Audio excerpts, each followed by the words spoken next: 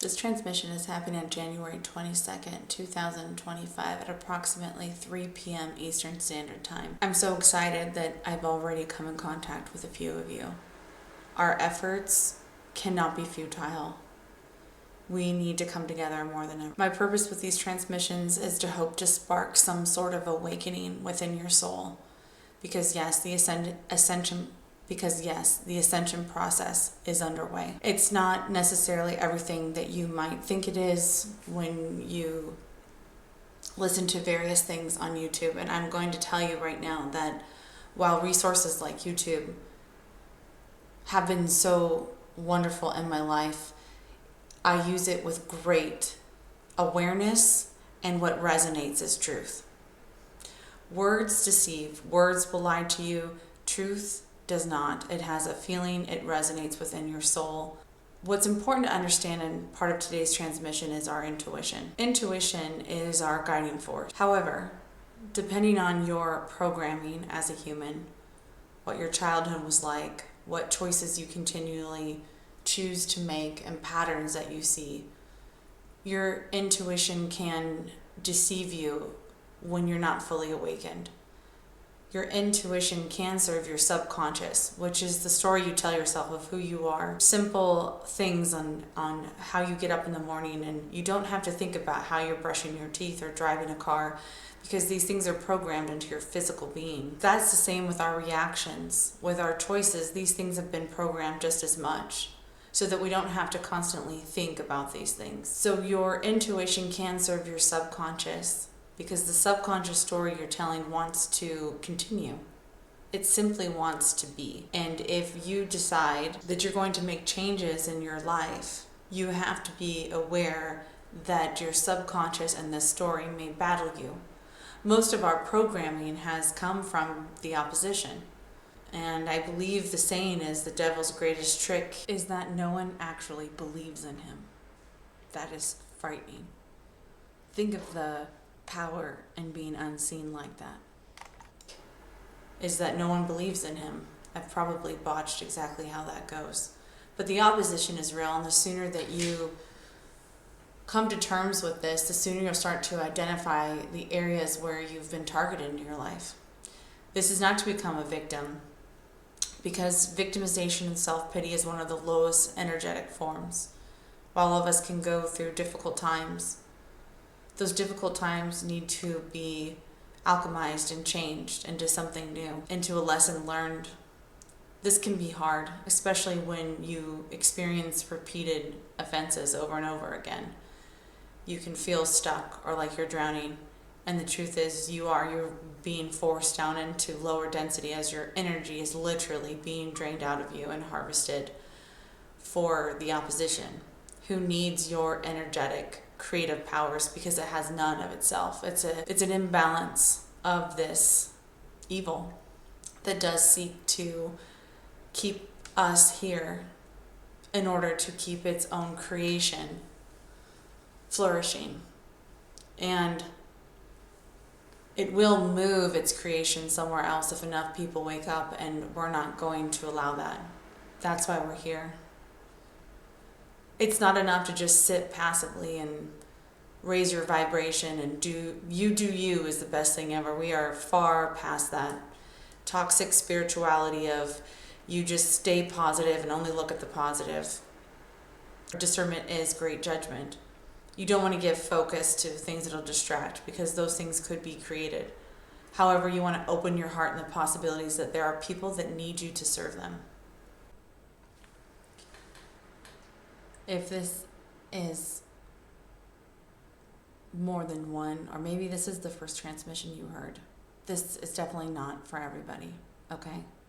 This is not for everybody.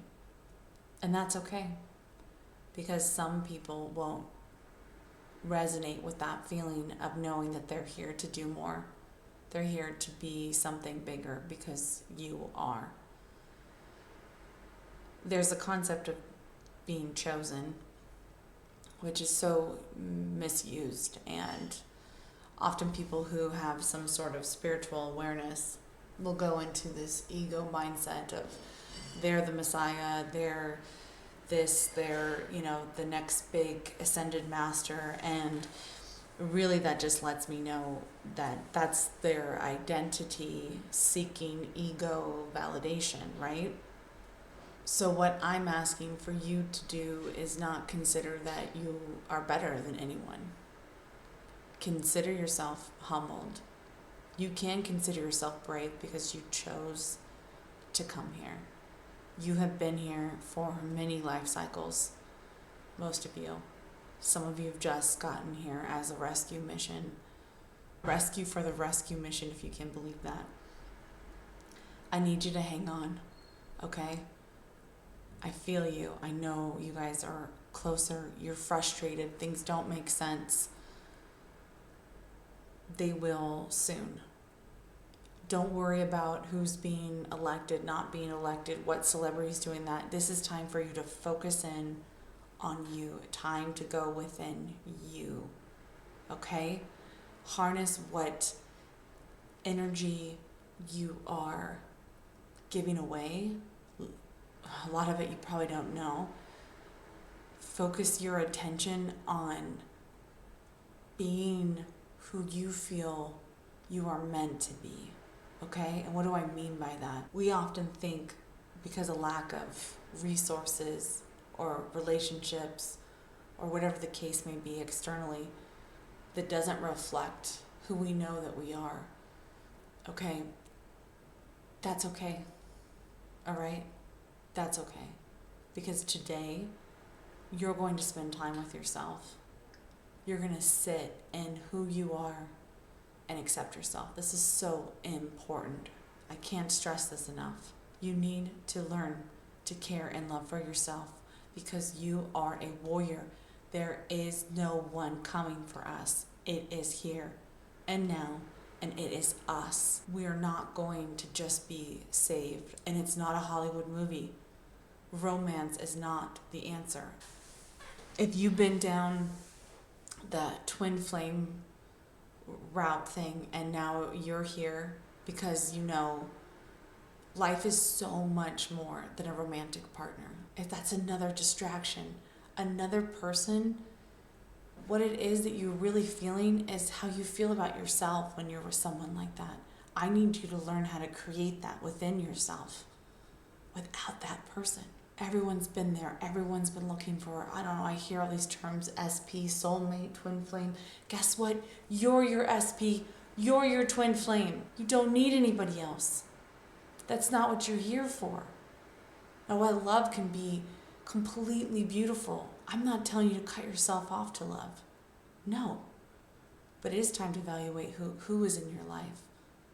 It's time to ask yourself if you're loving yourself enough. Because if you're not, chances are you're going to have people in your life that don't love themselves enough, and they can be toxic and destructive. These are just hardcore facts. I'm going to wrap up my transmission here. This has just been a kind of random go of it, but something that I wanted to say. My next transmission will be more directed, more purposeful into a subject that is really important, and it's about death. All right. This is your humble servant, your commander, your sister, your brother. You are not alone. And as we come together, we're going to find each other. And we're going to do what we came here to do.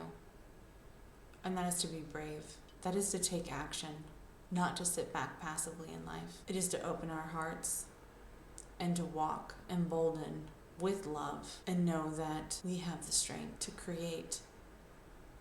We have the strength to lead. We are warriors of God. We are genius manifestors, and our abilities have been stolen from us. You are a creator. God made you to create, and your birthright has been stolen from you, and it has been stolen from other people, and it's not okay. We must rise up against this. Until next time, please spend time with yourself, go within. Love yourself, because you are so worthy.